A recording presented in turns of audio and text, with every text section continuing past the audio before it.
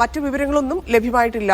മാപ്പ് നൽകുമോ ഇല്ലയോ എന്നുള്ള കാര്യത്തിൽ ഒരു തീരുമാനമായിട്ടില്ല. പക്ഷെ അതിനൊരു സാധ്യതയുണ്ട്. ഈ വധശിക്ഷ നീട്ടിവെക്കാൻ കുടുംബം സമ്മതിച്ചതിൽ അതിലൊരു സാധ്യതയുണ്ട് അല്ലേ?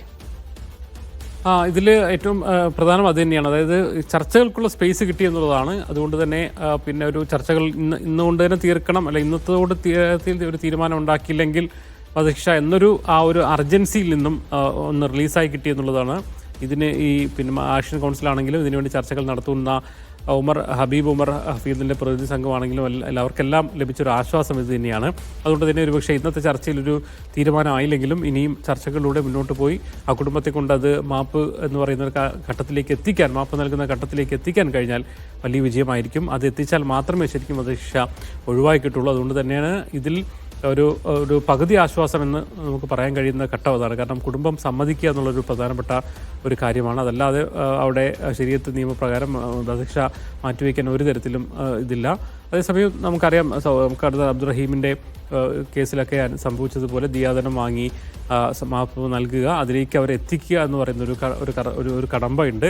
അതിനുവേണ്ടിയുള്ള ഒരു നേരിട്ടുള്ള ഒരു സംസാരത്തിലേക്ക്, സംഭാഷണത്തിലേക്ക് കുടുംബത്തിലെ പ്രധാനപ്പെട്ട ഒരു വ്യക്തി തലാലിൻ്റെ സഹോദരനെ തന്നെ നിർത്തിക്കൊണ്ടുള്ള ചർച്ചകളിലേക്ക് പോകാൻ കഴിഞ്ഞു എന്നുള്ളത് തന്നെയാണ് ഏറ്റവും നിർണായകമായ കാര്യം. ആ കാര്യത്തിൽ തൗഫീഖ് അസ്ലം കൂടി ചേരുന്നുണ്ട്. തൗഫീഖ്, കേന്ദ്ര സർക്കാർ ഇത് സംബന്ധിച്ച് സ്ഥിരീകരണം നടത്തിയിട്ടുണ്ട്. കൂടുതൽ എന്തൊക്കെ വിവരങ്ങളാണ് കേന്ദ്രം തരുന്നത്?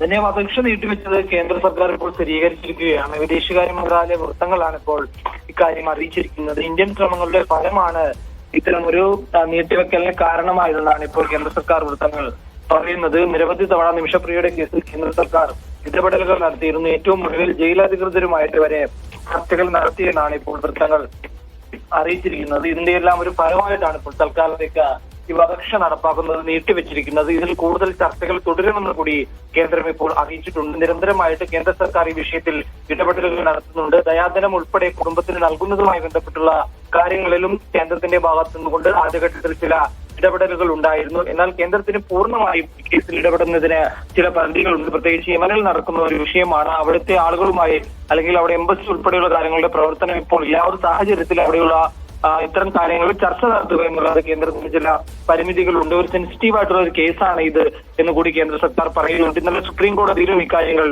കേന്ദ്രത്തിന് വേണ്ടി ഹാജരായ അറ്റോർണി ജനറൽ ഇക്കാര്യം സുപ്രീം കോടതി അറിയിക്കുകയും ചെയ്തിരുന്നു. നിലവിൽ ഇപ്പോൾ ഈ ശിക്ഷ, ഈ വധശിക്ഷ നീട്ടിവെച്ചത് ഇപ്പോൾ കേന്ദ്ര സർക്കാർ ഔദ്യോഗികമായി തന്നെ സ്ഥിരീകരിച്ചിട്ടുണ്ട്. ഇനിയിപ്പോൾ ഇതിൽ കൂടുതൽ കാര്യങ്ങൾ കേന്ദ്രത്തിന്റെ ഭാഗത്തുനിന്ന് കൊണ്ടുണ്ടാകുമോ ഇല്ലയോ എന്നുള്ളൊരു കാര്യമാണ് ഇനിയിപ്പോൾ അറിയേണ്ടത്. അവിടെയുള്ള ലോക്കൽ ലീഡേഴ്സുമായും അതോടൊപ്പം തന്നെ ജയിലധികൃതരുമായിട്ടെല്ലാം നിരന്തരമായിട്ടുള്ള ഒരു ബന്ധം കേന്ദ്ര സർക്കാർ വെച്ചു പുലർത്തുന്നതായി ഒന്നുകൂടി ഇപ്പോൾ കേന്ദ്ര സർക്കാർ വൃത്തങ്ങൾ അറിയിക്കുകയും ചെയ്യുന്നുണ്ട്. ഇനിയിപ്പോൾ ഇതിന്റെ നടപടികൾ, ഇനിയിപ്പോൾ മുന്നോട്ടുള്ള നടപടികൾ ഏതെങ്കിലും കേന്ദ്ര സർക്കാരിന്റെ ഭാഗത്തു നിന്നുകൊണ്ടോ അതോ വിദേശകാര്യ മന്ത്രാലയം ഈ കാര്യങ്ങളിൽ ഏതെങ്കിലും തരത്തിലുള്ള കാര്യങ്ങൾ നേരിട്ട് അല്ലെങ്കിൽ ഇതിൽ ഏതെങ്കിലും ഇടപെടലുകൾ കേന്ദ്രത്തിന്റെ ഭാഗത്തു നിന്നോട് ഇത് തുടർന്നുണ്ടാകുമോ ഇല്ലയോ എന്നുള്ള കാര്യത്തിൽ കൂടി ഒരു വ്യക്തത വരേണ്ടതുണ്ട്. ഇതുമായി ബന്ധപ്പെട്ടുള്ള കേസ് വെള്ളിയാഴ്ചയായിരിക്കും സുപ്രീം കോടതി പരിഗണിക്കുക. നിലവിൽ കേന്ദ്രത്തിന്റെ ഇടപെടലുകൾ നടത്തിയ കാര്യങ്ങൾ ഉൾപ്പെടെയുള്ള കാര്യങ്ങളിൽ ഒരു വിശദമായിട്ടുള്ള റിപ്പോർട്ട് സമർപ്പിക്കാനായിട്ട് ഇന്നലെ കോടതി കേന്ദ്ര സർക്കാരിനോട് ആവശ്യപ്പെട്ടിരുന്നു. അതിനുശേഷം വെള്ളിയാഴ്ച ഈ കേസ് കോടതി പരിഗണിക്കും. അപ്പോൾ ഇതുമായി ബന്ധപ്പെട്ടുള്ള കൂടുതൽ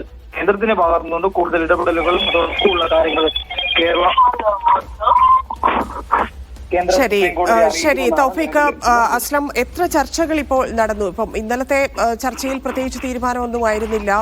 2 ദിവസമായി നമ്മൾ ഇതുമായി ബന്ധപ്പെട്ടുള്ള ചർച്ചകൾ നടക്കുന്നു എന്നുള്ള വിവരങ്ങൾ ലഭിക്കുന്നുണ്ട്. പക്ഷേ ഇന്നാണ് ഇപ്പോൾ രാവിലെ ചേർന്നിരിക്കുന്ന ചർച്ചയിലാണ് ഈ വധശിക്ഷയുടെ കാര്യത്തിൽ ഒരു തീരുമാനമായിരിക്കുന്നത്. അങ്ങനെ നോക്കുമ്പോൾ എത്ര ചർച്ചകൾ നടന്നു, എത്ര സമയം ഈ കുടുംബവുമായൊക്കെ സംസാരിക്കേണ്ടി വന്നു, എത്രത്തോളം ഇടപെടൽ ഇതുമായി ബന്ധപ്പെട്ട് കേരളത്തിന് പ്രത്യേകിച്ച് കാന്തപുരത്തിന് ചെയ്യാൻ സാധിച്ചു?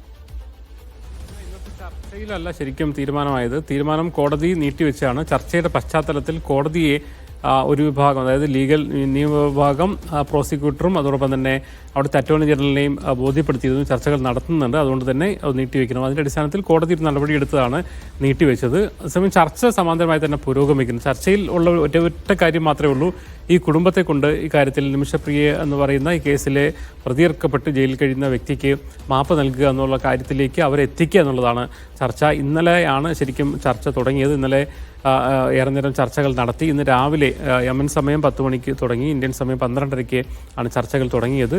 അത് പുരോഗമിക്കുന്നുണ്ട്. കാരണം അതിൽ പിന്നെ ഹബീബ് ഉമർ എന്ന് പറയുന്ന അദ്ദേഹത്തിൻ്റെ പ്രതിനിധി ഹബീബ് മഷൂർ ഉണ്ട്, പങ്കെടുക്കുന്നുണ്ട്. തലാൽ എന്ന് പറയുന്ന തലാൽ അബ്ദ് എന്ന് പറയുന്ന ഈ കൊല്ലപ്പെട്ട യമനി പൗരൻ്റെ സഹോദരൻ പങ്കെടുക്കുന്നുണ്ട്. അതോടൊപ്പം തന്നെ സർക്കാർ പ്രതിനിധികളും മറ്റുമൊക്കെ ഗോത്രവർഗ പ്രതിനിധികളൊക്കെ തന്നെ ചർച്ചയിൽ പങ്കെടുക്കുന്നുണ്ട്. ഈ ഒരു മധ്യസ്ഥ ചർച്ചയാണ്. അതിൽ ഏറ്റവും പ്രധാനപ്പെട്ട കാര്യം എന്ന് പറയുന്നത് നമ്മൾ പറയുന്ന അല്ലെങ്കിൽ പ്രതീക്ഷിക്കുന്ന പോലെ ദിയാദനവുമായി ബന്ധപ്പെട്ട ചർച്ചകളല്ല. പ്രധാനമായും മാപ്പ് നൽകണോ വേണ്ടേ എന്ന കാര്യത്തിലാണ് ശരിക്കും ആ കുടുംബത്തിന് തീരുമാനം എത്തേണ്ടത്. അതിലേക്ക് അവരെ പ്രേരിപ്പിക്കാനുള്ള ഒരു ശ്രമങ്ങളാണ് നടക്കുന്നത്. ഇതിൽ പിന്നെ കുടുംബത്തിനകത്ത് തന്നെ വ്യത്യസ്ത അഭിപ്രായങ്ങളുണ്ട്. പ്രാദേശികമായും ഗോത്രവിഭാഗത്തിനൊക്കെ തന്നെ അതിശക്തമായ നിലപാട് ഇക്കാര്യത്തിലുണ്ട്. ഇതിൽ പിന്നോട്ട് പോകരുത് എന്നൊരു നിലപാട് ഉണ്ട്. മാപ്പ് കൊടുക്കേണ്ടതില്ല എന്നൊരു നിലപാടുണ്ടായിരുന്നു. അതിൽ നിന്ന് എത്രത്തോളം പിന്നെ മാറ്റാൻ കഴിയും. അതുകൊണ്ട് തന്നെ അവർ സാധാരണഗതിയിൽ ഇത്തരം ചർച്ചകൾ വലിയ തോതിൽ സഹകരിക്കില്ലായിരുന്നു. പെട്ടെന്ന് തന്നെ ചർച്ചകൾ അവസാനിപ്പിച്ച് പോവുകയായിരുന്നു കഴിഞ്ഞ തവണയൊക്കെയും നടന്നത്. അതുപോലും വളരെ ഔദ്യോഗികമായി തന്നെ നടത്താൻ കഴിഞ്ഞിരുന്നില്ല. ചർച്ചകളിൽ അവർ ഒരു സന്നദ്ധരായി ഇരിക്കുന്നു എന്നുള്ളത് തന്നെ വലിയ പ്രതീക്ഷ അർപ്പിക്കുന്ന ഒരു കാര്യമായിട്ടാണ് ഈ പ്രതിനിധികൾ, ഹബീബ് ഉമറിൻ്റെ പ്രതിനിധികളും കാന്തപുരത്തെ അറിയിക്കുന്നത്. അതോടൊപ്പം തന്നെ നിമിഷ പിന്നെ ആക്ഷൻ കൗൺസിലിന് ലഭിക്കുന്ന യമനിൽ ലഭിക്കുന്ന സൂചനകളും പ്രതീക്ഷാപരം തന്നെയാണ്. അതിൽ ആ ചർച്ചയിൽ പ്രതീക്ഷിച്ച് മുന്നോട്ട് പോകുക അല്ലാതെ വേറെ വഴികളില്ല. കാരണം കേന്ദ്ര സർക്കാർ തന്നെ ഇടപെടലുകൾക്ക് പരിമിതി ഉണ്ട് എന്ന് പറഞ്ഞു. കാരണം യമൻ എന്ന് പറയുന്നത് വളരെ സങ്കീർണമായ രാഷ്ട്രീയ ഭൂപ്രകൃതിയുള്ള ഒരു സ്ഥലമാണ്. ഒരു വശത്ത് യമനി ഹൂത്തികൾ പിന്നെ ഷിയ ഹൂത്തികളുടെ ഭരണപ്രദേശമാണ്. അവിടെയാണ് നിമിഷപ്രിയ ജയിലിലുള്ളത്. മറുഭാഗം സർക്കാർ, ഔദ്യോഗികമായിട്ടെങ്കിലും ഒരു സർക്കാർ എന്ന സംവിധാനമുള്ളത് അത് സൗദി അറേബ്യയുമായി സഹകരണത്തിലുള്ള ഒരു സർക്കാരിന് രണ്ട് ഭാഗമായി തന്നെ യമനി ശരിക്കും അങ്ങനെ രാഷ്ട്രീയ ഭൂപടം ഉണ്ട്. അതായത്